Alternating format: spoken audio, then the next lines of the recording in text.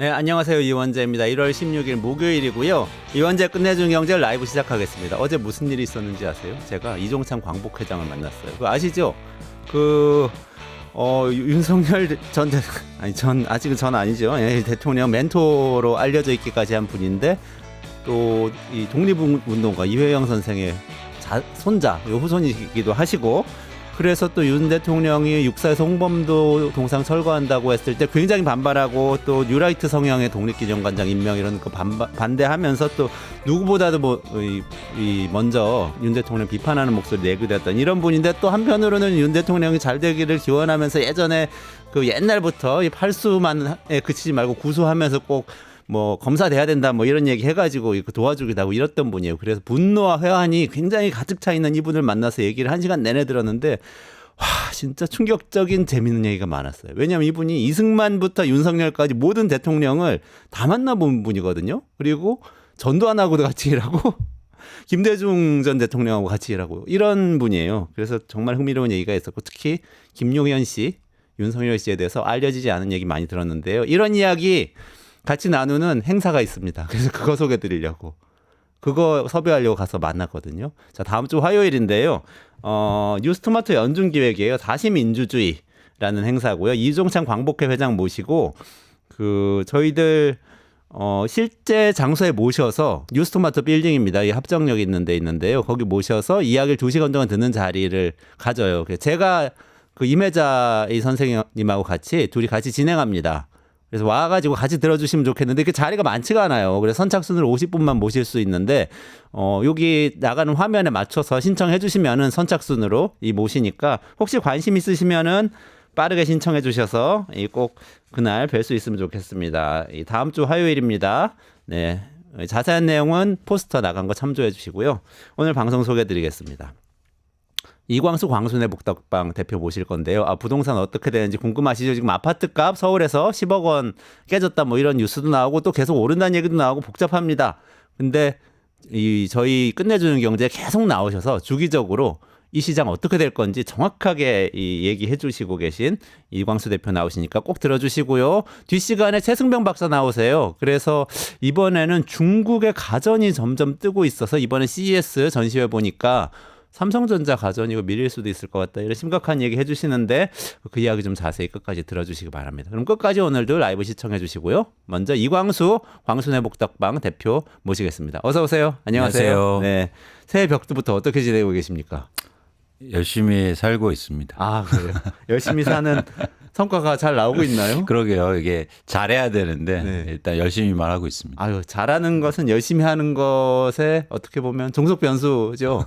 파라미터가 어떻게 되는지 좀 봐야 되겠습니다만, 어쨌든 잘 되시기를 기원드리고요. 네. 저희 한 달에 한 번 정도씩 계속 나오셔서 네. 이렇게 이 시장 전망도 해주시고 또 정책 제안도 해주고 계신데, 지난번 나오셔서 해주신 이야기 얼추 저는 다 맞은 것 같아요. 조금 소름 끼치기도 하고. 조금 더 봐야겠죠. 네. 네, 추세를. 부동산 시장이 어쨌든 지금 좀 안 좋은 상태인 거죠. 그런 식으로 언론에 많이 나오는데. 그러니까 여기서 제가 계속 강조하지만, 네. 좋다 안 좋다의 어떤 그 가치가 사실 들어가면 안 되고요. 네. 제가 이제 말씀드리고 싶은 건, 일단 거래량은 감소하고 있고 가격이 하락하고 있습니다. 그래서 서울의 아파트 가격이 하락하고 있어서 이런 추세가 이제 어느 정도 이어지고, 또 하락폭이 어느 정도 될 건가를 좀 지켜볼 필요가 있다는 거죠. 그래서 저희가 2024년 이제 4월부터 지난해 8월까지 9월까지 이제 서울의 아파트 가격이 굉장히 빠르게 상승했잖아요. 네네네. 이제 그런 상승기를 경험하면서 많은 분들이 이게 아파트 가격도 폭등하는 거 아니야? 또 계속 오르는 거 아니야? 이런 우려가 컸잖아요. 네네네. 근데 그럴 때 이거는 좀 단기에 그칠 가능성이 있고, 지금은 하락 추세인 구간에서 나타난 일시적 변동이다, 이런 말씀을 드렸고, 그런 현상이 지금 시작되고 있다고 저는 보고 있습니다. 그렇군요. 지난번에 방송 끝나고 나가시면서 방송 때 못하신 이것보다 더 큰 굉장히 불안정한 상황이 올지도 모른다는 걱정이 된다, 그런 말씀 주셨었는데, 또 사실 이 비상계엄 사태, 이 내란 이 사태, 이걸 겪으면서 보니까 이렇게 심리가 불안해지면 진짜 부동산뿐만 아니라 환율이고 증시고 큰일 나는 거 아니야? 이런 불안이 굉장히 컸었어요. 어떻게 그런데 이게 경제적으로 보면 아주 흥미로운 현상이 있는데 네. 이거는 인과관계는 없는 것 같아요. 네. 근데 상관관계가 하나 제가 말씀드리고 싶은 게 뭐냐면 이제 글로벌하게도 마찬가지인데 1980년대 이후 그러니까 오일 쇼크 이후에 고금리에서 계속 저금리를 전 세계가 유지한단 말이죠. 네네네.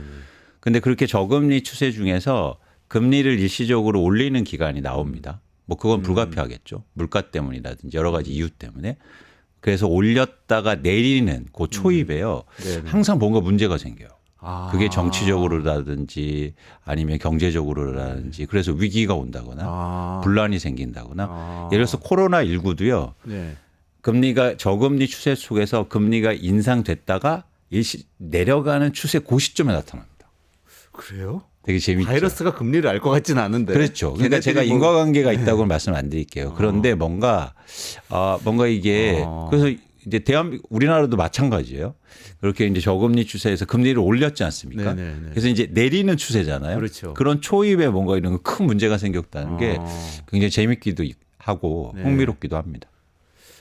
미국도 지금 금리가 꺾였잖아요, 작년에. 맞습니다. 그러면서 또 트럼프가 대통령이 되면서 뭔가 큰 폭풍이 올 것 같은 맞습니다. 분위기고. 맞습니다. 그게 과거에도 보면 예를 들어서 대표적으로 그러니까 1980년대 이후에 큰 경제적 변동을 보면 예를 들어서 일본이 거품 경제 붕괴한 때도 네. 그런 시점에 나타났고 닷컴 버블도 그때 꺼지고요. 그런 시점에. 아. 그리고 글로벌 금융위기도 그런 시점에 오고 네. 그다음에 코로나19도 또 공교롭게도 그런 시점에 오고 그리고 또 지금 그런 시점이거든요.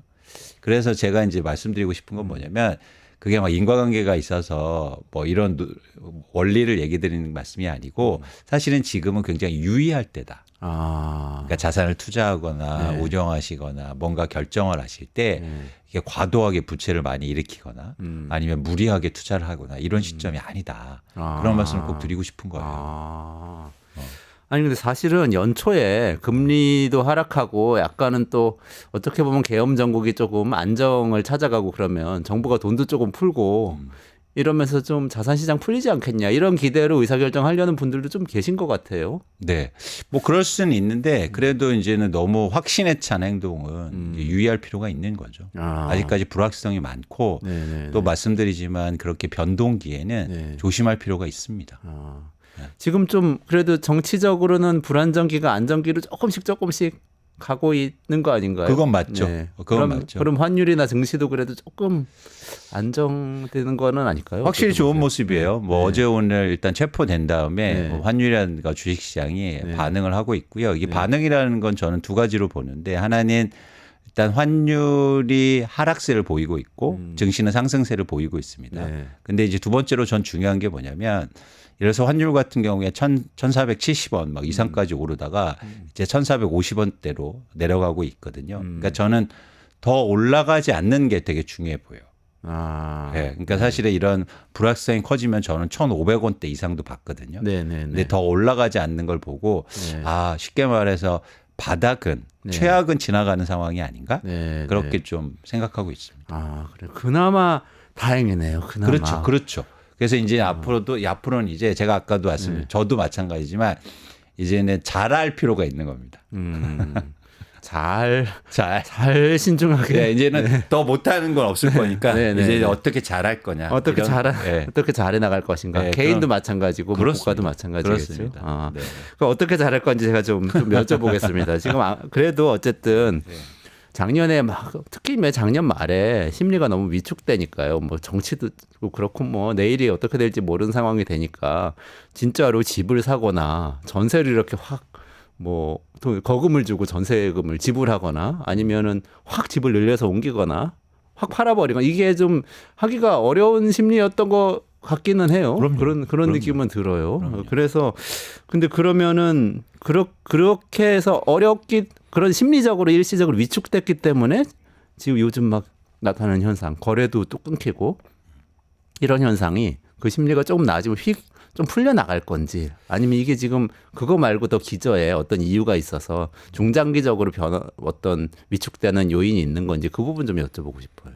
일단 뭐 부동산 시장만 말씀드리면 그러니까 뭐 교수님 말씀하신 것처럼 기저에 뭐가 있냐면 유효 수요가 제한돼 있다는 거죠. 그러니까 예를 들어서 서울 시장만 보면 서울의 아파트 매매 가격이 이제 10억 원에서 뭐 9억 원대로 내려가고 있지만 평균 가격으로 보면 11억 원, 12억 원대거든요. 그러니까 이 가격을 계속 받쳐줄 수 있는 그리고 가격을 끌어올려줄 수 있는 수요가 부족한 상황이거든요. 그러니까 충분한 어떤 소득이라든가 자산이 받쳐주지 않기 때문에 그래서 일시적으로 수요가 시장에 들어올 수는 있어도 이게 계속 못 들어온단 말이죠.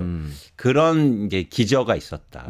그런데 여기서 심리까지 위축되니까 수요가 더 크게 감소할 가능성이 있는 겁니다. 그렇게 되면 시장에 예를 들어서 가격 하락 속도가 좀 더 빨라질 수 있는 거죠. 네.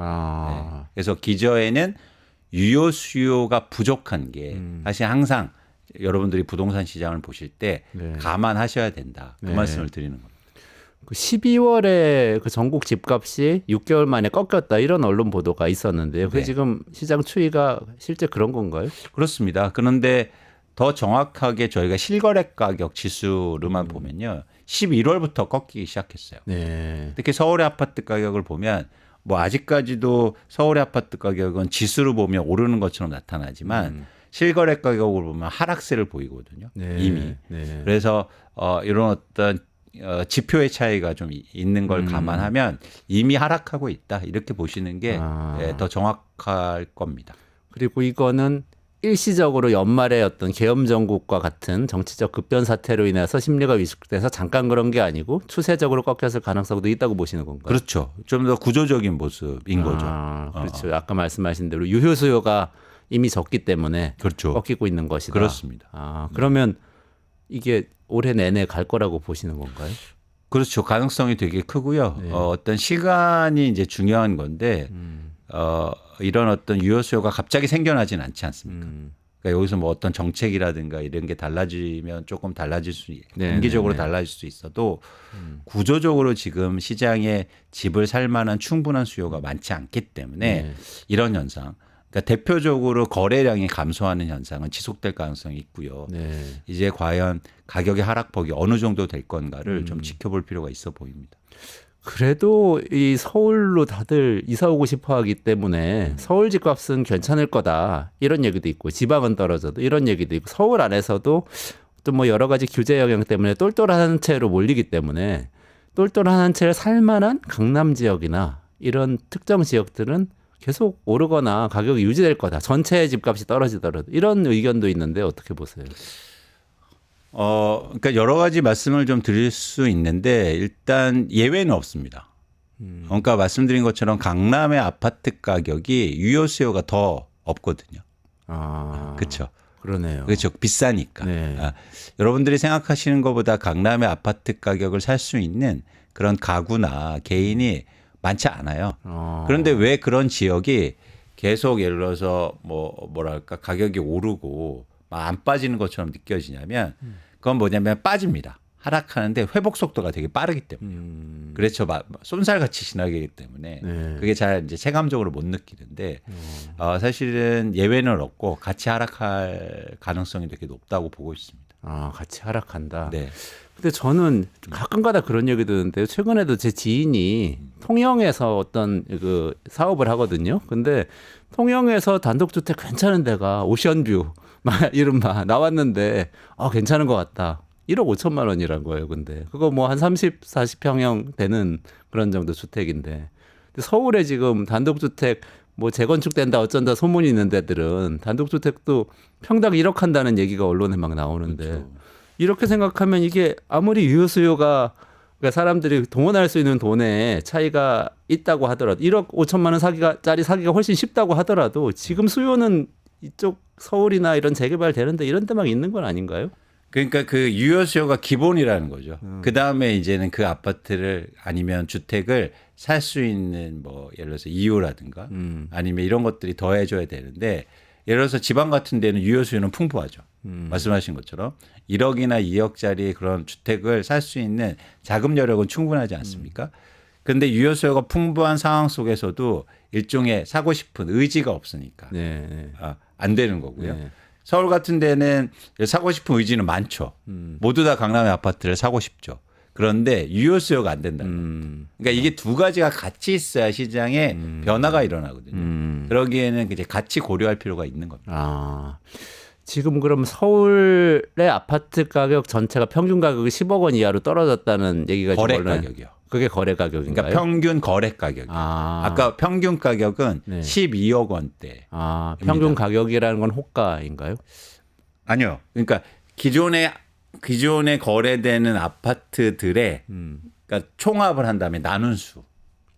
아, 평균에서. 그러니까 재고주택에 네네네. 그게 네. 평균 가격이 12억 원대고요. 네네네. 지금 거래되는 아파트 가격의 아. 평균 거래 가격이 평균 9억 거래 원대. 가격이 9억 원대다. 네, 그렇죠. 아, 그러니까 그 얘기는 뭐냐면 이런 차이가 나는 이유는 네. 상대적으로 비싼 아파트는 거래가 안 되고 있다는 거예요. 아, 그러네요. 그렇죠? 네네. 그 이유는 제가 말씀드린 것처럼 또 다른 근거죠. 뭐냐면 유효 수요가 안 되니까. 그러네요. 잘 생각해 보시면 예를 들어서 반포의 원베일리 같은 아파트 네네. 최근에 신축 아파트죠. 네네네. 이런 아파트들이 뭐 평당 1억 원 가고 2억 원 가고 이렇게 해서 뭐 50억대 60억대 간다고 보는데 네. 아주 흥미로운 지점이 있습니다. 뭐냐면 수요가 증가해서 집값이 오르는 게 아니에요. 그러면 뭐죠? 공급이 감소해서요. 아, 그러니까 무슨 얘기냐면 파는 사람이 없어요. 아. 그러니까 그냥 한 채 내놓을 때 그냥 높게 내놓습니다. 네. 그러다가 그냥 뭐 이렇게 해서 살만한 사이에 한 채 거래돼서 그게 형성되는 가격이거든요. 그거는 우연히 어떤 이유에 의해서 샀을 수 있는 거겠네요. 그렇죠. 예를 들어서 비트코인에서 내가 뭐 대박을 쳐서 나 강남에 살아봐야겠다. 그래서 이제 한 채 거래된 걸 우리가 시장가로 얘기할 수는 네네네. 없거든요. 그러니까 그렇죠. 여기서 원인은 뭐냐면 예를 들어서 반포 원베일리 같은 경우에 신축됐기 때문에 매물이 없습니다. 왜냐하면 양도세를 많이 내야 되거든요. 아. 팔지 않아요. 네네. 근데 그 아파트의 아주 독특한 측면이 뭐냐면 40%가 투자로 보유하고 있어요. 아. 원베일리 같은 경우에 그렇다는. 예, 그러니까 자기가 보유한 집에 거주하지 않고 살고 있는 게 있다고요. 아니고. 그러니까 네. 그 아파트는 뭐냐 투자로 갖고 있는데 언젠간 팔아야 되지 않습니까? 네네. 근데 지금은 팔지 못해요. 양도세가 너무. 네네네. 그러니까 점차적으로 팔기 시작할 때 과연 그걸 사줄 수 있는 수요가 충분할까? 그러니까 여러분들이 지금 막 그런 강남의 새 아파트가 오르는 이유를 명확하게 할 필요가 있다는 거죠. 살려는 사람들이 줄을 서갖고 돈 많은 사람들이 많아서 오르는 게 아닌 겁니다. 아. 물건이 몇 개 없는데 그중에서 한두 채가 거래되면서 형성되는 가격을 과연 우리가 시장 가격으로 볼 수 있느냐. 아. 네. 그건 진짜 유의해야 되겠네요. 그렇죠. 아, 그럼 우리가 평균 가격이라는 숫자를 볼 때도 굉장히 좀 의심을 하면서 봐야 되겠는데요? 그러니까 여러분들이 뭐 부동산이건 주식이건 투자할 때 혹은 내 집 마련할 때 가장 기본은 의심하는 거예요. 네. 여러분들 이런 뭐 제품 살 때도 의심하지 않습니까? 네, 네. 더 싼 데 없나? 그리고 세일은 언제 하나? 네. 그것처럼 사실은 자산을 보실 때도 항상 의심하시고 잘 분석하시고 고민하시는 게 필요하죠. 근데 지금 말씀하신 좀 서울에서 아파트 가격이 떨어지고 그리고 거래도 안 되는 건 지금 모든 가격대의 모든 지역에 다 그런 건가요? 아니면 이것도 지금 높낮이가 있나요? 지금은 같은 모습입니다. 시장이 전반적으로 위축되는 네. 그런 네. 초입에 있기 때문에 같은 모양새를 보이고 있고요. 그래서 거래량도 줄고 있고 가격의 하락폭은 조금 차이가 있습니다. 그건 뭐냐면 집을 갖고 있는 사람들이 따라서 좀 달라지기 때문이에요. 그래서 시장에 내놓는 매물의 양이나 아니면 호가에 따라서 차이가 나기 때문에 그런 현상이 나타나는데 그건 뭐 일시적인 차이라고 보고 있고 이제 전반적으로 거래량이 위축되는 상황 속에서 가격 하락세가 같이 나타나겠죠.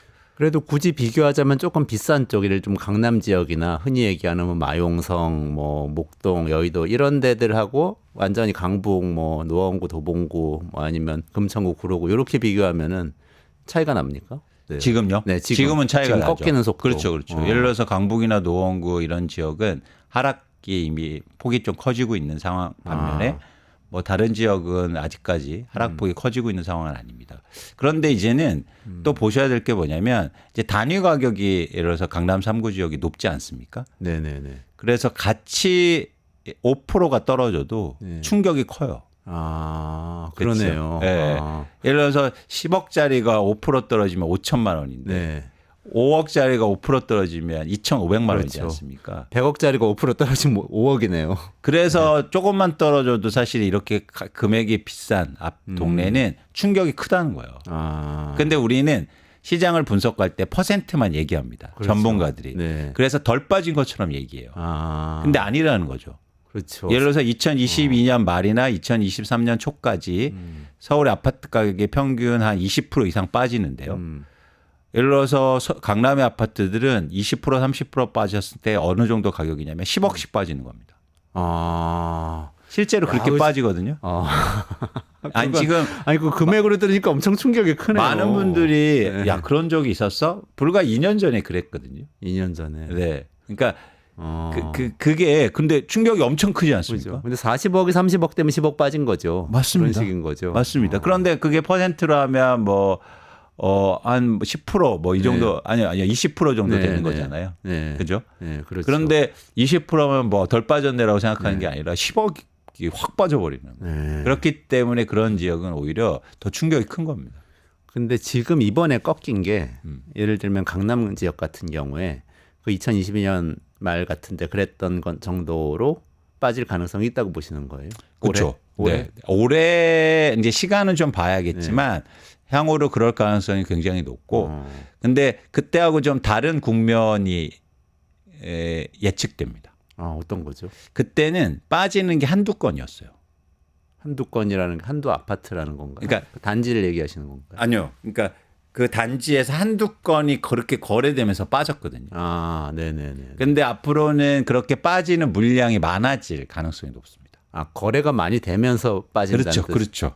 그렇죠. 아, 왜 그렇게 생각하세요? 그건 뭐냐면 매물이 증가하고 있기 때문에.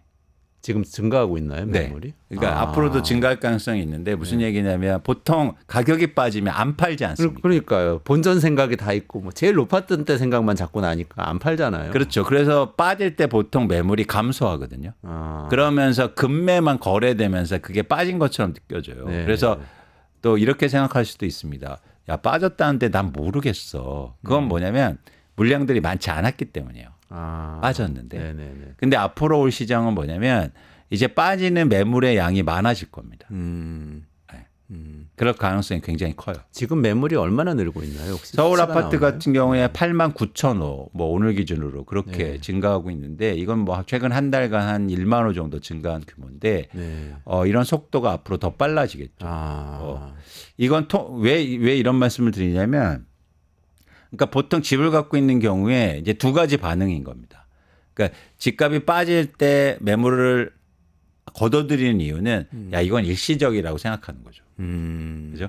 그렇죠. 근데 집값이 이제 또 빠지면 야 이러다가 더 빠지는 거 아니야? 이런 우려가 생길 수 있잖아요. 반응이. 그렇죠. 그러면 매물이 더 증가하거든요. 네. 그러니까 가격이 하락하는데 매물이 증가하는 상황이 앞으로 나올 가능성이 굉장히 커 보여요. 아. 아니 근데 집은 한 채만 갖고 있는 경우에는 보통은 네. 팔면 또 딴 데 가서 사야 되잖아요. 네. 그러니까 사실은 안 팔고 계속 버티는 건데 네. 그러진 않을까요, 이번에도? 서울의 아파트 중에서 56%가 투자로 갖고 있습니다. 아, 투자로 갖고 있는 분들이 네. 매물 팔아도 내놓을 상관없어요. 수가 있다. 내가 거주하는 거하고. 네. 네. 예를 들어서 내가 1주택자면 내가 그 집에 거주하고 있으면 그 집을 팔면 다른 데 수요가 일어나잖아요. 네네네. 근데 투자자들은 그 집을 팔아도 다른 곳에 수요가 일어날 수 없죠. 그냥 돈만 챙기는 거죠. 네네. 그렇기 때문에 이렇게 매물이 증가하고 거래가 되는 게 수요까지 연결되는 건 아닙니다. 아, 그러면은 지금 실소유자 입장에서는 그 가격이 떨어지면서 매물이 늘어나면 구매를 좀 고려를 해볼 수 있는 그런 타이밍인가요? 그렇죠. 그렇죠. 아, 그렇죠. 오히려 네. 올해 가격 어떻게 되는지 봐가면서. 그렇습니다. 그러니까 제가 이제 지난번에도 말씀드렸듯이 2024년도에 가격이 이제 상승할 때 보면 무주택자분들이 대출을 일으켜서 집을 사거든요. 그러면 근데 그 기저에는 뭐가 있었냐면 가격이 오를 때였어요. 상승할 때.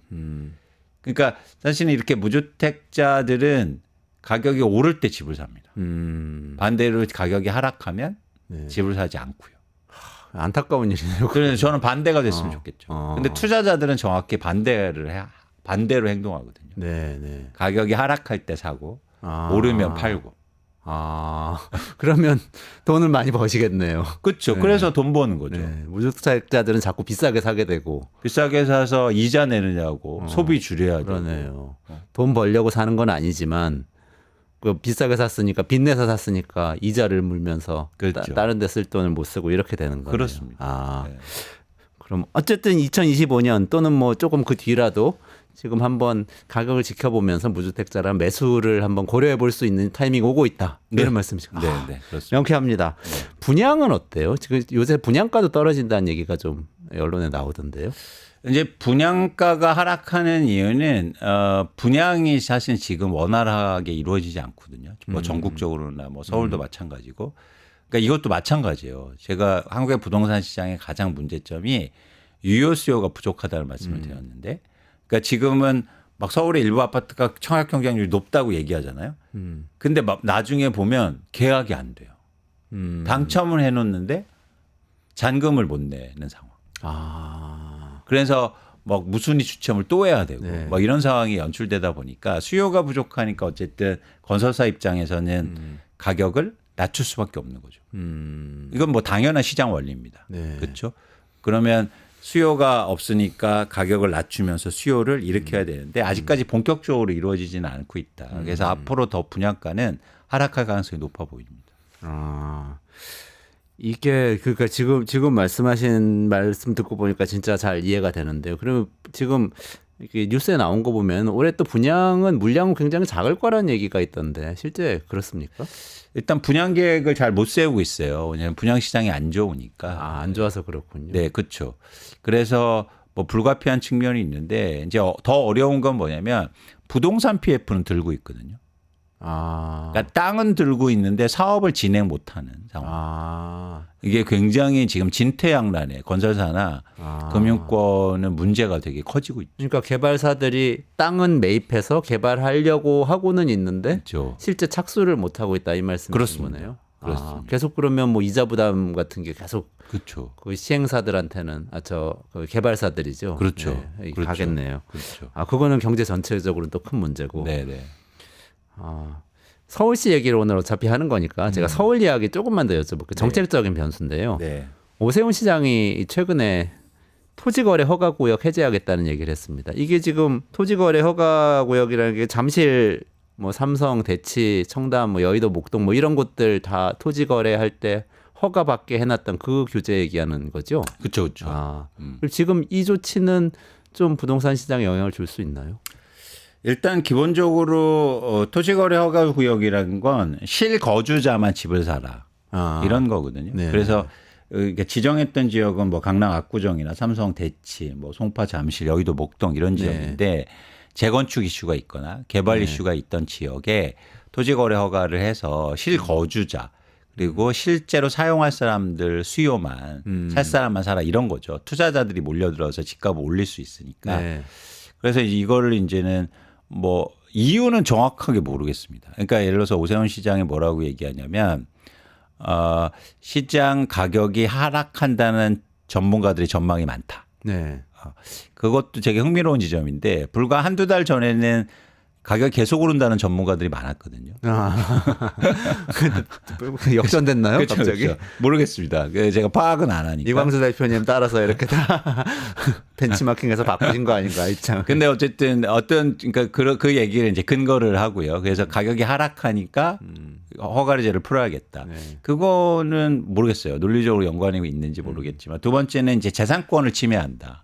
이런 거죠. 뭐냐면 이제 강남이나 이런 지역에 아파트를 갖고 있는데 팔지 못하는 상황이 수요가 충분하지 않아서 이런 상황이다.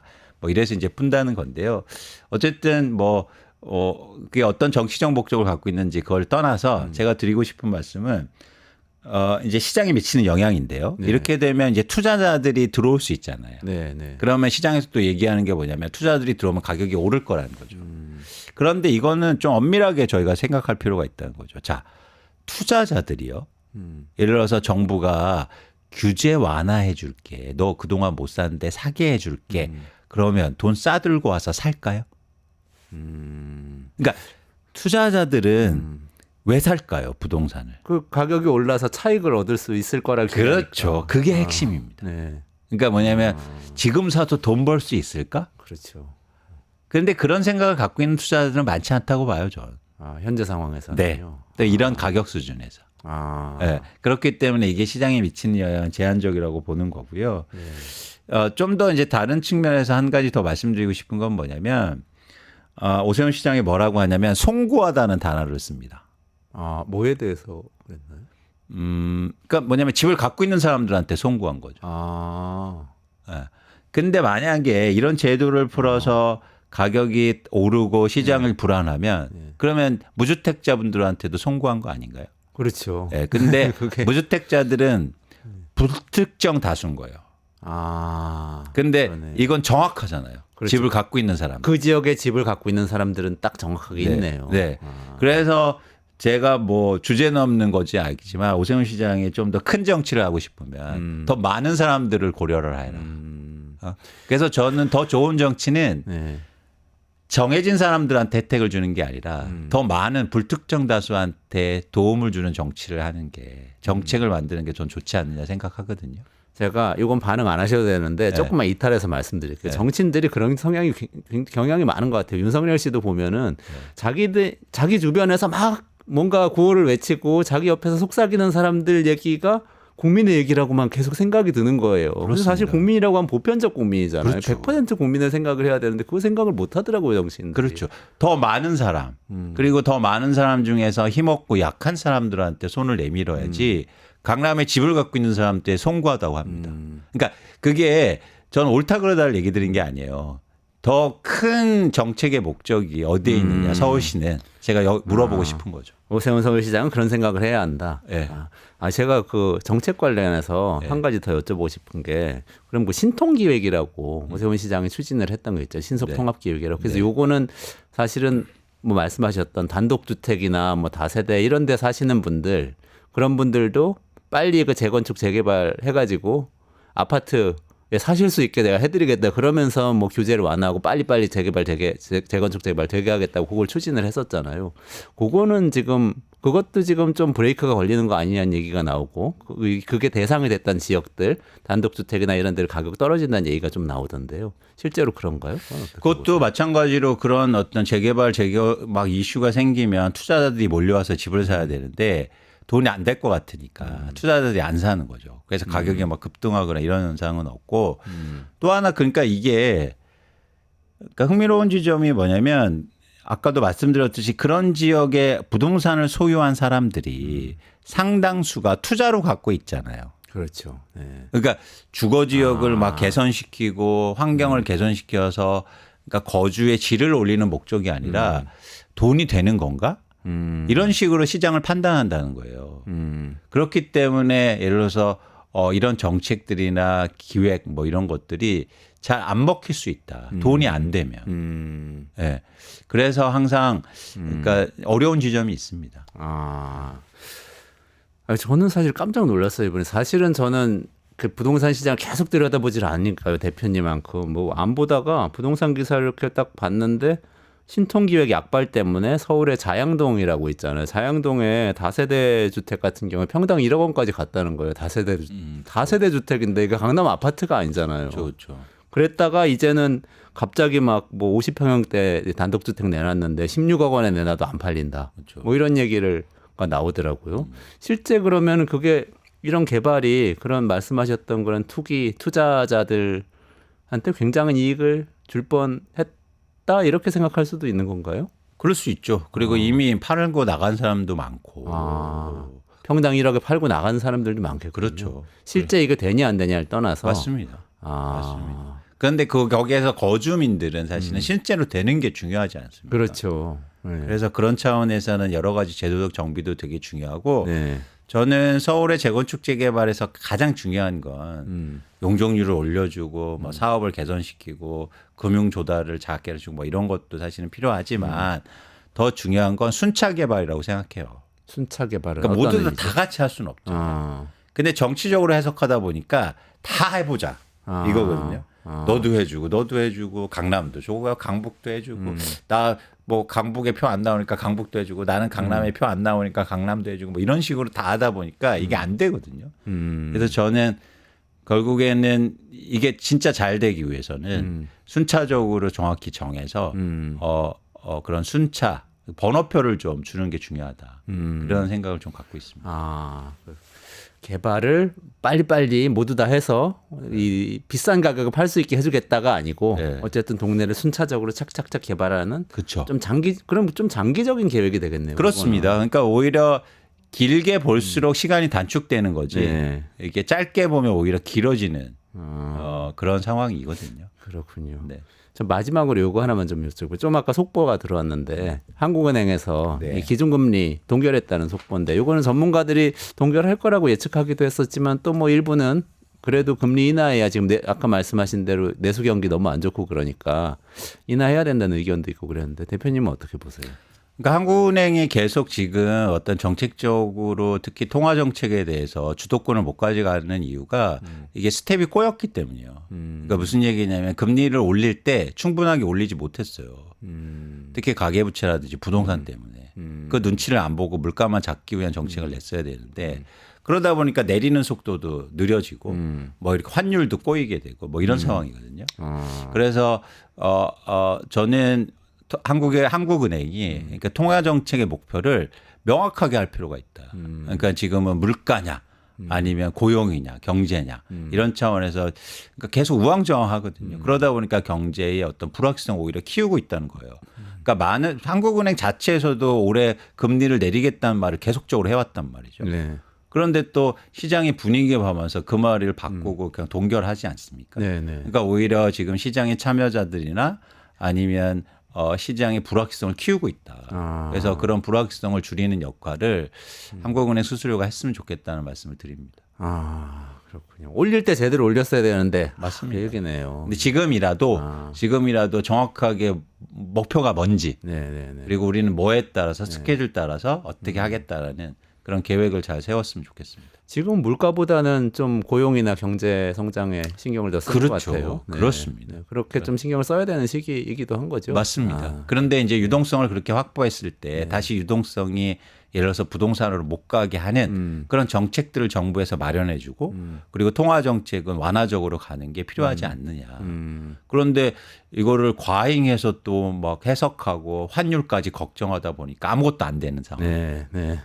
알겠습니다. 오늘 여기까지 말씀드려야 될 것 같아요. 오늘 말씀하신 것 중에서 제일 귀에 꽂히는 거는 서울 아파트값 한 20%까지도 내릴 수 있고 거래량도 늘어날 거고 그러니까 1년, 2년 안에 한번 돈 준비해놨다가 살 타이밍 찾아봐라. 네. 이게 맞습니다. 딱 꽂히는데 네. 그렇게 이해되는 거죠. 네. 제가 기대하면서 준비해 보겠습니다. 네.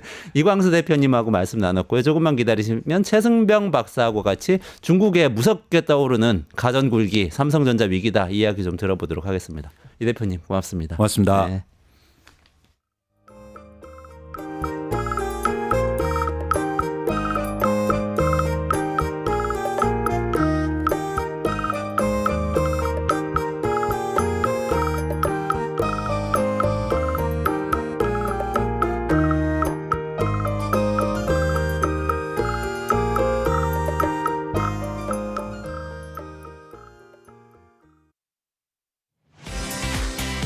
사용자 중심의 뉴스포털 플랫폼 뉴스통. 자신만의 가치와 색이 담긴 글을 작성하고 가치를 인정받으세요. 사용자 중심의 뉴스포털 플랫폼 뉴스통에서 뉴스북 뉴스라인의 필진이 되어보세요. 자유롭게 생각을 표현하세요. 작성 키워드를 지급해드립니다. 내가 작성한 글이 언론사 기사처럼 뉴스포털에도 노출. 초창기 활동 지원금까지. 지금 바로 뉴스통의 필진이 되어보세요. 당신의 이야기가 세상을 움직입니다.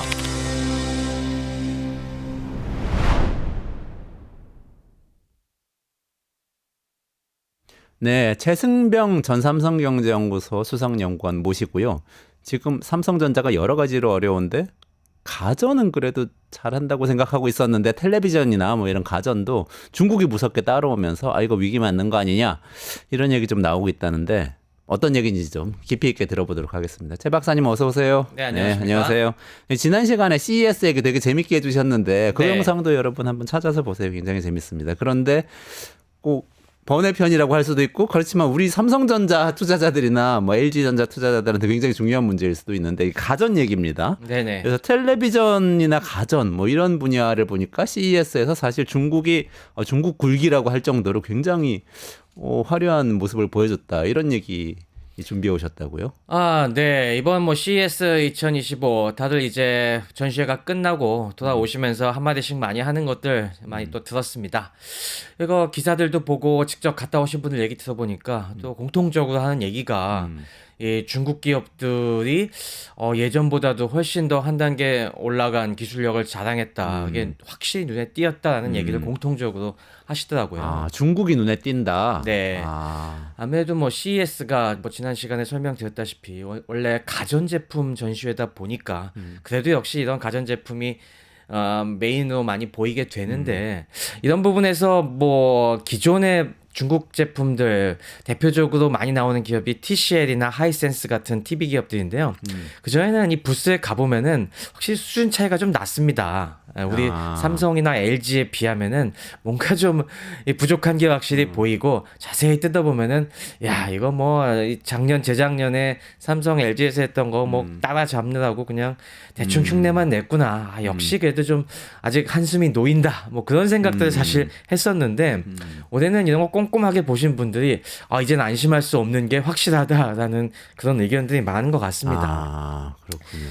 이번에 뭐 전반적인 평가를 보면은 LG는 그래도 이게 인상을 많이 줬습니다. LG는 항상 이제 가장 CS의 목 좋은 자리에 놓고 이번에도 뭐 투명 디스플레이들 쫙 공면으로 배치해놓고 그 안에 또 샹들리에를 집어넣어서 딱 비주얼하게 야 그래도 LG가 꽤 하는구나라는 인상을 딱 줬는데 이 TCL과 하이센스가 이번에 그 앞에다 딱 아예 뭐 LG를 잡겠다라고 이 옆에다 딱 붙여놓고서 했는데 기존에는 이게 뭔가 좀 어설픈 게 보여야 되는데 이거 무시할 게 못 되네. 거의 그래도 겉보기에는 비슷하네 라는 수준까지 왔다고 합니다. TCL하고 하이센스는 중국에서 위치가 어느 정도 되는 기업들인가요? 중국의 양대 TV 시장의 양대 기업이고요. 뭐 중국뿐만이 아니라 전 세계적으로도 지금 이 마켓 쉐어가 엄청납니다. 아, 그래요. 네, 지금 뭐 마켓 쉐어 입장에서 보면은 전 세계에서 글로벌하게 보면은 이 삼성이 일단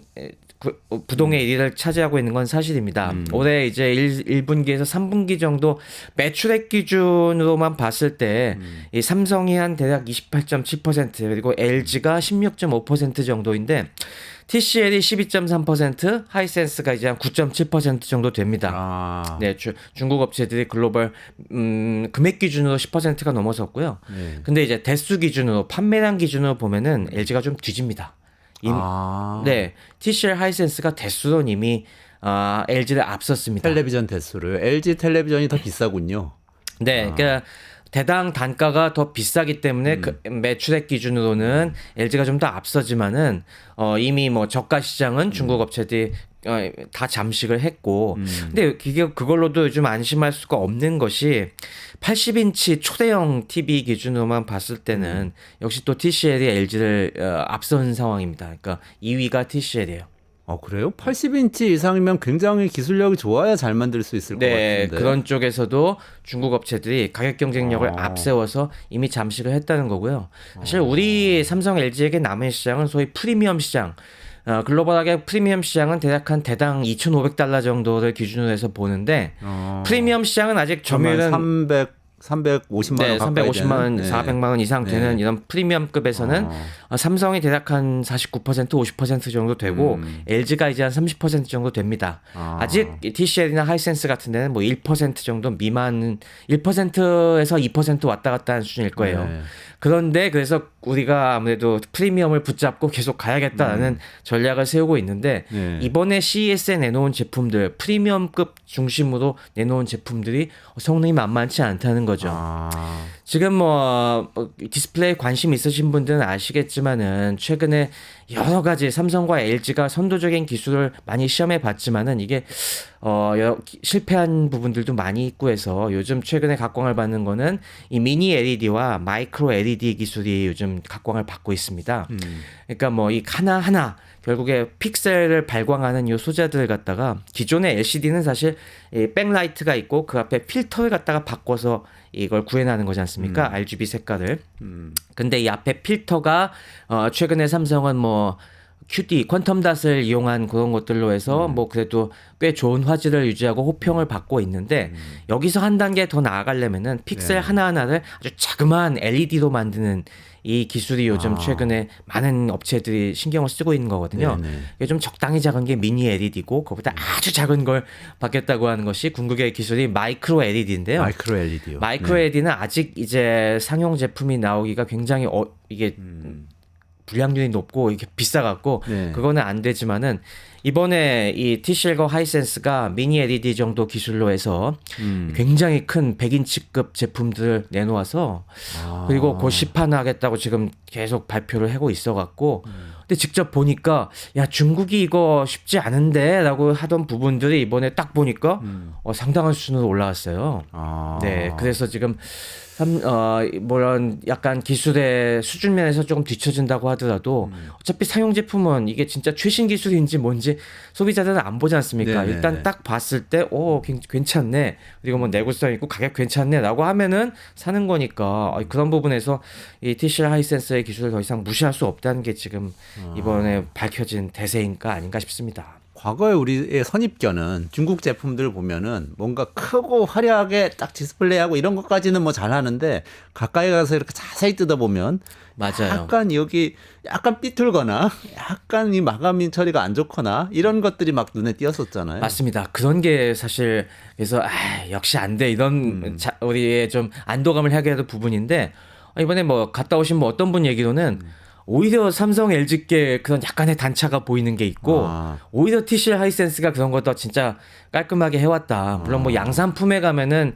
얼마나 이 제품 질 컨트롤이 될지는 모르겠지만은 하여튼 적어도 갖고 나온 제품들로서는 상당히 완성도가 높은 걸 갖고 나왔다라고 해서 굉장히 불안해하시는 분들이 많이 있습니다. 네. 이것도 뭐 이렇게 큰 대형 디스플레이에서만 이 신경을 쓴 게 아니라 네. 이 아무래도 최첨단 기술력에서는 아직 삼성 LG가 좀 앞서기 때문에 이번 TCL 하이센스가 이 중소형 제품들도 굉장히 많이 갖고 나오고 또 체험을 많이 해볼 수 있게 부스를 아기자기하게 잘 꾸며놨다고 그래요? 합니다.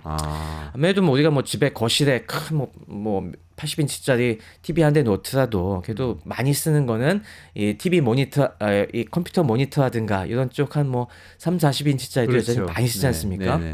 그래서 아무래도 그런 쪽에도 또 사람들 게임 즐기는 분들 많다 보니까 특히 네. 요즘은 관심이 많을 텐데 그런 쪽의 제품들도 상당히 화질 좋은 것들 주사율 높은 것들 갖다가 들고 나와서 직접 시연해보게 하고 하니까 많은 써본 사람들이 이 정도 중국의 가격에 이 정도 성능이면은 많은 사용자들이 충분히 만족할 것 같다라는 평가를 갖다가 내놓고 있습니다.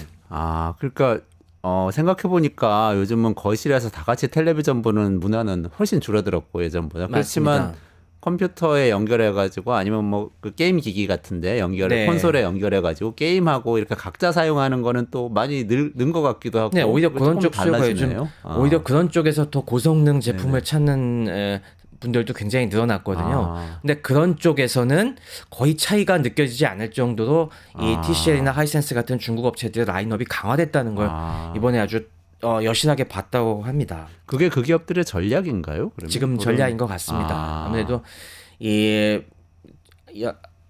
프리미엄급 대형 디스플레이에서도 그런 식으로 기술이 쫓아오고 있고, 근데 본격적으로 이 시장 잠식을 노리는 거는 그쪽에서부터 이 드라이브를 걸려고 하는 움직임이 보이고요.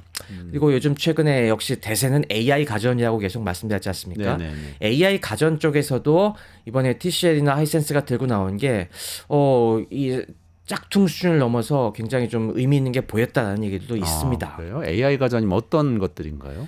그러니까 왜 우리가 뭐 가정 반려 로봇이나 그런 게 작년에 삼성이 내놔갖고 이 인기를 끌었었는데 그래서 재밌다라고 했었는데 역시 뭐 이번에 중국 업체들도 보란 듯이 그런 걸 내놓고 그래서 동반자 로봇 에이미라는 것들도 많이 빨빨빨 돌아다니는 그런 모습을 반려견처럼 보였고. 반려 네네. 로봇. 네. 그렇습니다. 그런 거 뭐 삼성도 올해 출시한다고 하는데 뭐 중국도 뭐 우리도 금방 출시할 거다라고 해서 거의 맞불 놓는 상황이고 그리고 뭐 이 안에 들어가는 TV 안에 여러 가지 AI 기능도 있지 않습니까? 그런 것들도 상당히 뭐 크게 차이가 안 보이는 것 같고 또 이제 스마트 안경 같은 것도 전시해 놨는데 스마트 안경 우리가 왜 스마트 안경으로 많이 얘기가 되는 것이 누가 얘기를 해주면은 지금처럼 뭐 스마트폰 딱 번역기 읽어서 이렇게 직접 보는 게 아니라 실시간으로 음성 인식해갖고 이 스마트 안경에 쫙 이 번역 텍스트가 뜨게 하는 뭐 그런 게 SF 영화에 많이 나오지 않습니까? 중국 기업들이 그것도 만든다는 건가요? 그것도 갖고 나왔다는 구글 글라스 겁니다. 같은 거 네. 말씀하시는 거죠? 그런 것들이 사실 기존에 구글 글라스 나오고 뭐 전시 몇 년 전에 할 때만 해도 이게 사실 요 스마트 안경 관련된 광학 관련 기술이 별로 안 좋아갖고 좀 둔탁하고 야 좀 불편하고 별로 이게 안 좋았었는데 제가 한 2년 전에 갔을 때 이런 것들에 대해서 좀 독특하게 브레이크스루 이뤄낸 작은 기업들이 있었거든요. 네네네. 제가 보기엔 아마 그런 기업 기술들을 갖다가 재빨리 사온 것 같은데 중국 기업들에서 어쨌건 자기네 제품을 막 포장을 해서 이번에 내놓아서 어쨌건 소비자들 인식에는 중국 업체들도 이런 거 하는구나. 그리고 꽤 보기에 자연스럽게 하는구나. 그리고 이제 중국 업체의 가격 경쟁력이 여기 붙어갖고 이게 진짜 제품으로 나오면은 매력적이겠는 걸 이 정도 인식 기대까지 지금 주고 있다는 겁니다. 그럼 그 스마트 안경도 구글 글라스만큼이나 괜찮아 보였다 이런 뜻인가요? 네. 아니면 그래도 내놓는 데 의의가 있었다 이런 정도? 아직은 내놓는 데 의의가 있겠지만은 중국 업체도 기반 기술력은 갖고 있다. 그러니까 웬만큼 이 획득은 했다라는 부분을 적어도 많은 업계 관계자들에게 인상을 주는 데는 성공했죠. 물론 내실이 얼마나 있느냐는 조금 더 까봐야 됩니다. 그럼 지금까지 말씀하신 것 좀 정리를 해보자면 일단 텔레비전 시장에서 네. 좀 게임용이나 이렇게 그 컴퓨터 모니터용으로 많이 쓰이는 30인치, 40인치 좀 범용 제품 같은 경우에는 중국 업체들이 시장 점유율까지 많이 치고 올라와서 대수로는 LG전자를 제칠 정도로 TCL 하이센스가 올라왔고 프리미엄급 뭐 100인치 되는 텔레비전 같은 것들은 아직은 시장 점유율은 한국 기업들이 훨씬 더 앞서 있지만 삼성 LG가 앞서 있지만 그렇지만 이번에 CES에 전시된 걸 보니까 네. 충분히 품질이 중국 기업들 만들 수 있다는 거 보여줬고 그리고 그 다음에 최첨단 제품인 글라스 같은 것들도 스마트 글라스도 이제 내놓기 시작했다. 우리도 할 수 있다 보여줬다. 그렇습니다. 이런 정도까지 된 거예요. 네. 야 위협적인데요. 네, 그러다 보니까 이게 지금 당장 내년이 문제가 아니라 이게 저희 같은 업계에서 좀 보아오던 사람들 입장에서는 자꾸 불편한 데자뷰가 드는 겁니다. 어떤 대자비죠? 이게 20 몇 년 전에 네. 딱 그때 상황이랑 오버랩되는 게 그때 이 일본 기업과 한국 기업의 처지를 지금 딱 대입해 보면은 지금 한국 기업과 중국 기업에서 보이는 것 같아 갖고 되게 좀 불편하다는 겁니다. 사실 20년 전, 30년 생각해 보시면은 그 당시에 일본 기업이 당연히 원천 기술 면에서 앞서던 게 많았습니다. 그렇죠. 그러면서 그 당시 막 한국 삼성, LG가 이런 가전 전시회 여러 가지 제품들 갖고 나오면은 뭐 쟤들 좀 노력은 한다. 근데 네. 아직 뭐 디테일하게 보면은 우리에 비해서 이런 게 좀 떨어져. 막 그런 거 갖고 일본 기업들이 많이 그걸 맞아요. 자기 위안을 했었거든요. 그때 뭐 소니나 도시바 이런 제품 뭐 텔레비전 노트북 이런 거 보면은 뭔가 멋있는 것 같고 그렇죠. 비싸고 그 당시 뭐 브라운관 그랬는데. 시절에 막 트리니트론 이런 것들 네. 딱 보면은 예, 소니는 색감이 뭔가 좀 달라. 이게 맞아요. 사실 그런 쪽에 훨씬 기초 연구가 잘 돼 있기 때문에 네. 그런 거 만드는 게 좋은데 근데 그렇다고 막 이제 폄하하다가 결국에 뒤통수 맞은 거거든요. 네. 우리 삼성 LG한테. 그게 그 계기가 될 수 있었던 것이 다 기억하시겠지만 2000년대 초반에 네. 과거 브라운관 기술이 완전히 구식화가 되고 네. LCD 같은 평판 디스플레이가 대세로 넘어가면서 혁명이었죠. 그 두꺼운 텔레비전이 확 얇아졌던 거죠. 그렇죠. 그러니까 그 당시에 시대적 대세 요구가 사이즈가 팍팍팍 늘어나는데 네. 삼성 LG는 약간 뭐 디테일하게 다 할 수는 좀 떨어질 수는 있지만은 이 크기를 빡빡빡 늘려가면서 적당한 가격의 제품을 내놓으니까 시장이 그거에 확 반했던 거죠. 아니 뭐 그 디스플레이 작은데 조금 더 색깔 좋다는 것보다는 확실히 큰 게 더 좋잖아요. 그렇죠. 그런 면에서 이 시장 주도권이 넘어가는 계기가 됐었는데 지금도 막 보면은 지금 어떻게 보면은 AI라는 기술이 접목이 되면서 다시 한번 뭐 어떤 기술의 전환점이 오려고 하고 있습니다. AI 가전이라는 흐름이 지금 오고 있고요. 그리고 이 디스플레이 기술들도 뭐 다시 아까 얘기한 것처럼 마이크로 LED 기술이 또 이제 뜨기 시작하면서 여기서 뭔가 또 하나의 전환점이 발생할 가능성이 크거든요.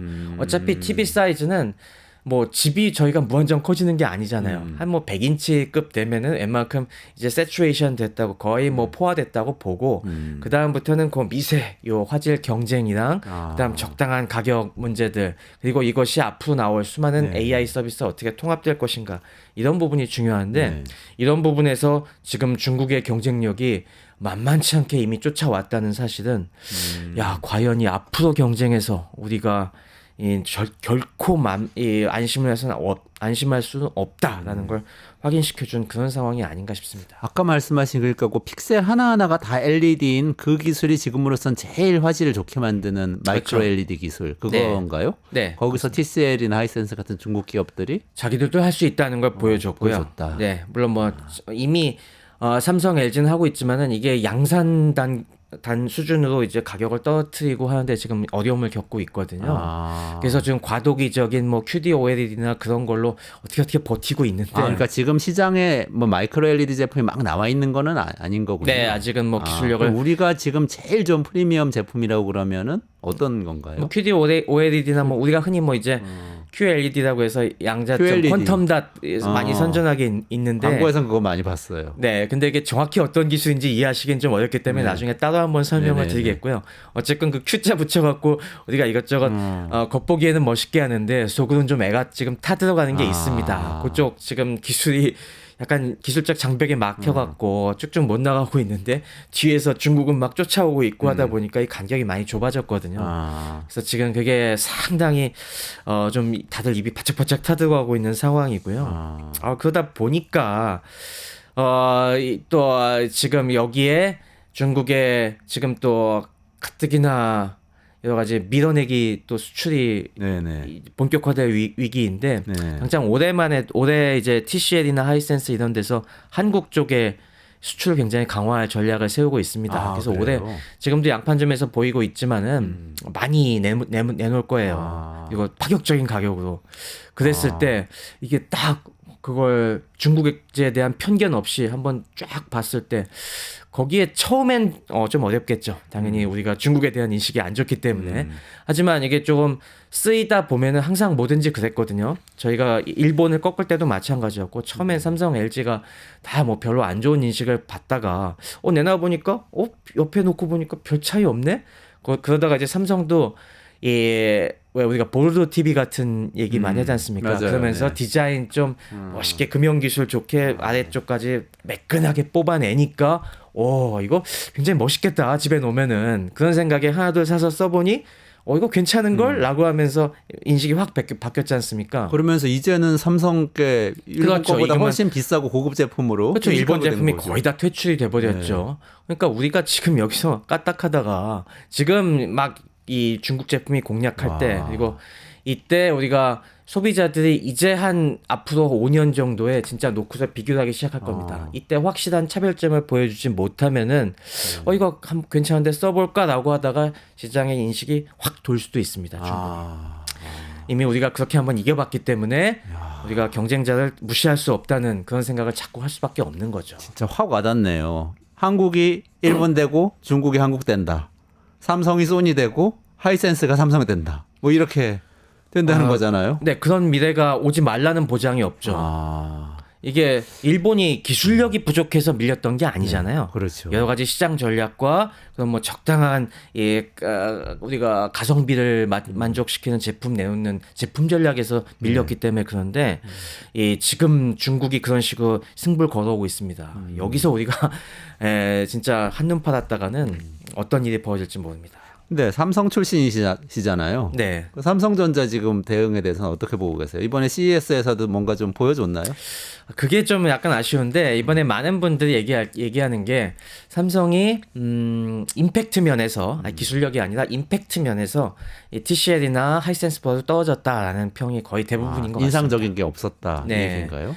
그렇습니다. 이게 아무래도 삼성은 최근에 이런 면에서 작년에 또 많이 쏟아냈기 때문에 올해는 약간 그렇게 최첨단 제품 과시보다는 뭐 여러 가지 지금 삼성이 추진하는 방향들이 있습니다. 가전제품이 이런 식의 하나하나의 성능만으로 이제 되는 건 아니고 앞으로 이제 초연결 시대에 맞게 통합적으로 우리가 이 가전제품의 이 여러 가지 소비자 경험을 높여야 된다. 그래서 그걸로 밀고 있는 게 여러 가지 뭐 역시 AI 가전 트렌드에 맞게 다양한 이 제품들이 하나로 연결이 돼 갖고 그리고 소비자의 우리 생활 속의 니즈를 갖다가 파악을 해서 앞서서 미리 제공해 주고 그러면서 조금 더 우리 가전 속에 우리 가전 제품들이 정말 우리 생활을 편리하고 안락하게 해주는구나라는 쪽을 지금 높이려는 방향으로 계속 전략이 가고 있는데요. 전략 자체는 사실 나쁘지가 않아요. 네네. 사실 뭐 이거는 뭐 우리가 좀 얘기하시는 분들이 다들 얘기하는 우리 이 가전의 미래를 얘기하시는 분들이 하는 그런 방향과는 일치한데 문제는 이게 사실 지금 뚜렷하게 와우 포인트가 나오고 있지 않습니다. 놀라움을 주는 어떤 네. 이 인상적인 장면이 없다. 우리가 IT 트렌드에서 뭐 소비자 개별 맞춤화 그리고 뭐 개인화 이런 얘기들 사실 식상하잖아요. 너무 네. 오랫동안 해왔지 맞아요. 않습니까? 네. 표현 자체는 식상해요. 네. 뭐 근데 지금 AI도 뭔가 바뀐다고 하는데 그렇다고 뭐 AI에 맞게 이게 정말 그 수준이 올라갔나라는 부분에서 이게 딱 임팩트가 없는 겁니다 지금. 그럼 이게 원래 또 이렇게 된 사정이 뭐가 있냐면 삼성이 이걸 그 전부터 너무 일찍부터 해왔기 때문에 옛날 기술로 그런 이 소비자 맞춤화를 갖다가 많이 해왔거든요. 근데 갑자기 또 AI가 어마어마하게 발전을 해버리니까 지금 또 그거에 맞게 바꾸느라고 밑에 실제로 일하는 사람 입장에서 정말 아주 곤혹스러운 상황이 온 겁니다. 그러니까 이게 과거에 우리가 방향은 맞게 잡고 과거의 기술로 가고 있었는데 또 이제 파괴적인 AI가 나오면서 그걸 다 갈아 끼우면서 하려다 보니까 지금 그만한 이 충분한 성능이 안 나오고 있는 거죠. 어떻게 보면 중국 기업들이 후발자 이점을 갖고 그렇습니다. 하는 걸 수도 바로 있겠네요. 이럴 때가 후발자 이점이 발생하는 거예요. 선발자는 과거의 레거시에 묶여갖고 그거 체인지하는데 시간이 걸리는데 후발자는 지금 나온 가장 좋은 기술만 딱딱 체리 피킹해서 쫓아가면 역량을 집중하면 되기 때문에 그만큼 어떻게 보면 더 빨리 나가기도 쉽고 조직의 저항도 적고 지금 이런 상황이 발생할까봐 지금 다들 마음 졸이는 겁니다. 근데 말씀을 듣고 보니까 지금까지 우리 삼성전자 얘기할 때는 HBM을 못 따라가지고 AI 시대에 뒤처지게 생겼다. 이 얘기만 많이 했지 사실은 가전 부문에서 뭐 텔레비전이 많이 팔리네 적게 팔리네 이런 얘기는 별로 안 했던 것 같은데요. 네. 지금 계속 얘기했던 건 소위 얘기하는 삼성은 크게 보면 DS 부분이랑 네. 이런 반도체 부분이랑 DX 이런 전자제품 부분으로 나눠져 있지 않습니까? 그래서 이제까지 얘기했던 건 그 DS 부문의 위기였고 사실 DX 부문은 그동안 이게 좀 잠잠했었는데 그나마 좀 어쨌건 시장 점유율은 삼성이 계속 1위를 하고 있었으니까요. 근데 사실 DX도 따지고 보면은 이런 내부의 고충이 상당히 많다. 우리가 그렇게 이해하시면 될 겁니다. 그러니까 아직 이 DS 부문에서 발생한 정도의 가시적인 위기는 아니지만은 많이 불안해하고 있다. 지금 이런 부분에서 우리가 다시 한번 혁신을 통해서 벌려놓지 않으면은 앞으로 10년이 굉장히 위험한 이런 상황이다라는 그런 게 보이고 있는 거죠. 근데 그 가전 부분이 여전히 중요한가요? AI 반도체 이쪽이 훨씬 중요한 거 아닌가요?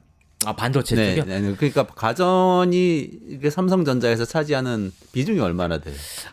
지금 작년 대충 뭐 연결 기준으로 제가 따져 보면은 반도체는 이게 시장 상황에 따라서 많이 차이가 납니다. 작년엔 반도체 경기가 안 좋아서 한 60조, 70조 원 그 정도가 매출이 나왔고요. 네.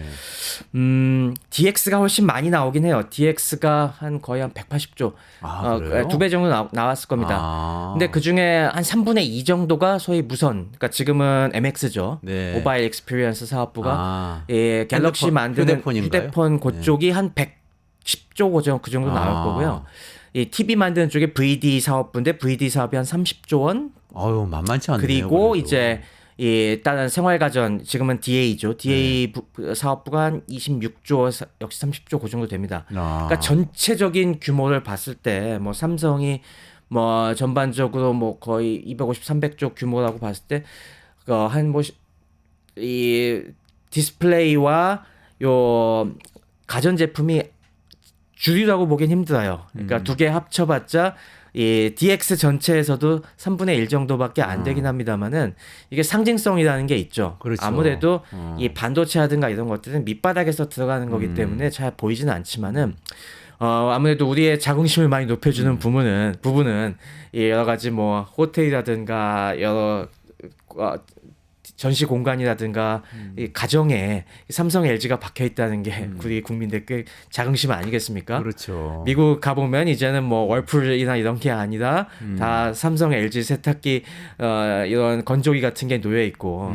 딱 그 거실에는 삼성 TV가 놓여 있다는 삼성 LG TV가 놓여 있다는 게 굉장히 중요한 부분이고 또 사람 심리가 그렇지 않습니까?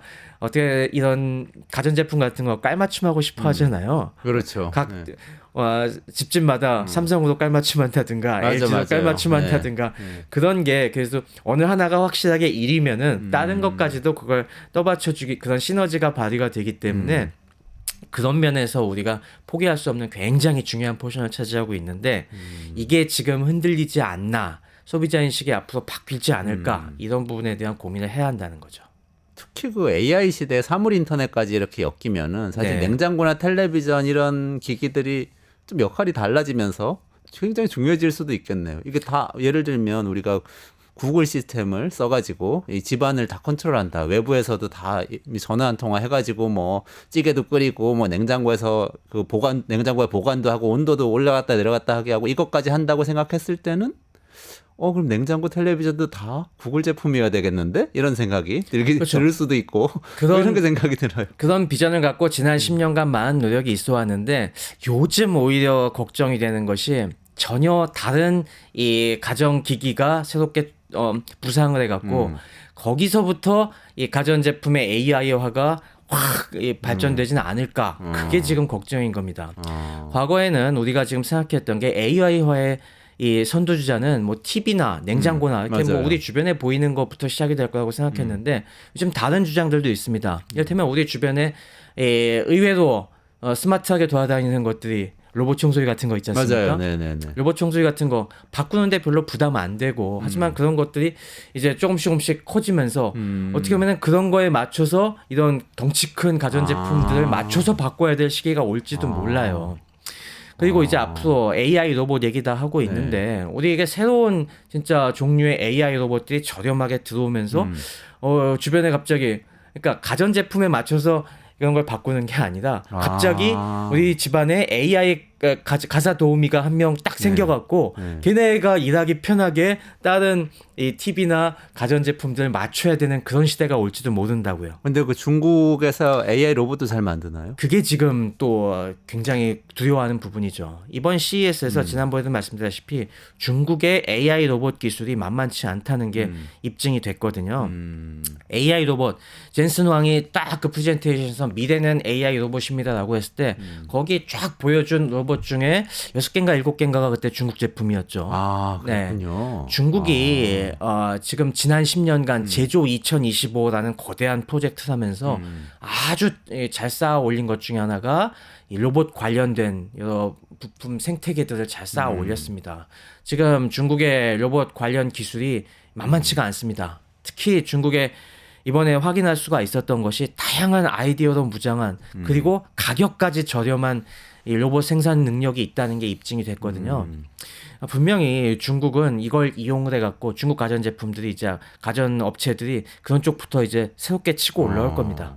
물론 우리 삼성, LG도 그거에 맞상대하기 위한 이 AI 로봇들을 많이 만들고 있습니다만은 가장 지금 골치 아픈 게 가성비가 안 나와요. 지금 그만큼 가격을 싸게 만들기가 쉽지 않은 게 현실입니다. 그런 면에서 중국이 진짜 이 출혈 경쟁을 해왔을 때 결국에 삼성, LG도 큰 거는 어느 시점에선간 다 치킨 게임 하면서 커온 거거든요. 그렇죠. 그런 쟁쟁하던 이 일본이나 미국, 유럽 업체들을 꺾을 때 결국에 이 우리 한국의 강력한 가성비로 밀고 나오면서 소비자들이 이 일본 제품 좋지만 비싸서 못 써라는 이렇게 포기하게 만들면서 결국에 시장을 장악했는데 지금은 우리가 단가를 맞추기가 이게 쉽지 않은 상황으로 몰리지 않나.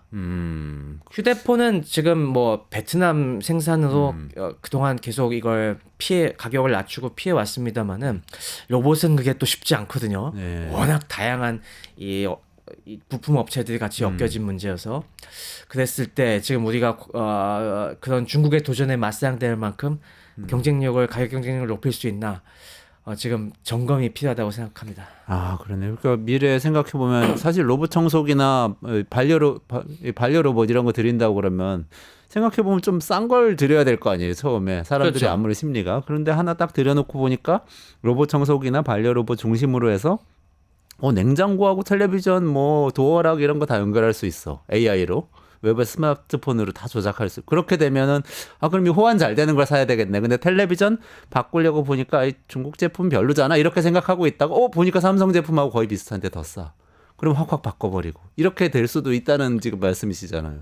네. 이게 참 안타까운 게 그러니까 그거 너무 무섭다 그거. 우리 삼성 LG가 그걸 모르는 게 아니야. 그 방향을 알고 하고 있었어요. 그리고 제품 개발도 하고 있고 그래서 삼성도 스마트 띵스라는 걸로 다 연결하고 있고 계속 지금 삼성 LG도 그런 점을 강조해 오곤 있습니다만은 그게 뚜렷하게 그렇다고 해서 후발 업체들에 비해서 이게 이런 면에서 낫다라는 걸 아직 못 보여주고 있다는 게 좀 불안한 거죠. 불안하다. 네. 그러니까 지금 못 하고 있다는 게 아닙니다. 지금 방향은 맞게 가고 열심히 하고 있는데 이게 뚜렷하게 치고 나가는 게 아직은 안 보인다.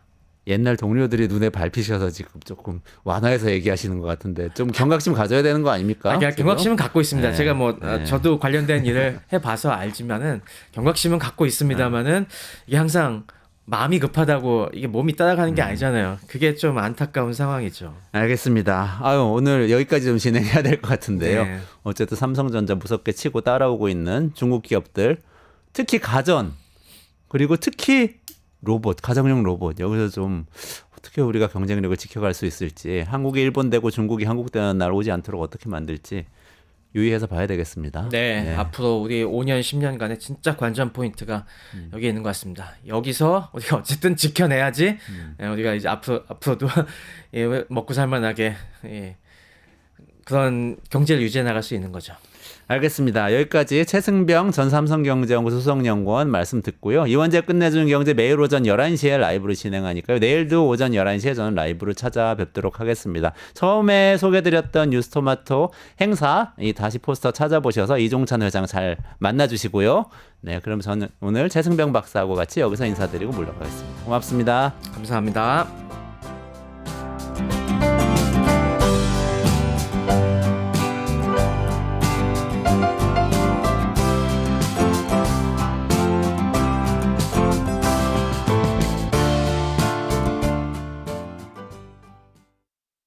유튜브 구독하고 실시간 채팅과 댓글을 남기시면 매일매일 7,000TTCO를 드립니다. 참여 방법은 통통물 어플을 다운로드하고 회원가입과 로그인을 해주세요. 마이페이지에서 나의 회원 고유 번호를 복사해주세요. 유튜브 구독 후 실시간 채팅이나 댓글창에 고유 번호를 한 번만 입력하면 준비 끝! 지금 유튜브 채팅과 댓글 쓰기 참여하고 실천 TTCO 받아가세요.